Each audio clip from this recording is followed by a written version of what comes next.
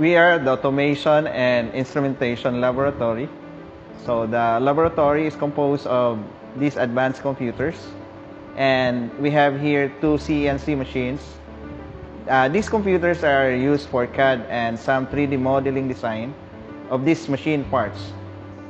This is Engineer Ray Malonhaw from Mechanical Engineering Department. I am handling ME elective, which is 3D drawing and simulation. The objective of this subject is to prepare students for solving and dealing with engineering problems and engineering simulation. In dealing with engineering problems, students must know how to measure, how to identify dimensions, and to make drawings. Because in drawings, they will be able to identify also the different gaps, the mates of different parts, the simulation of different materials, and the number of parts involved in a project. The CNC machine, also known as the computer numerical control machines, it's the automation of the machine tools by means of computers. They execute a certain program, sequences of machines that control commands, and this is in contrast with the machines that are manually and controlled by hand wheels, just like what we have in our laboratory.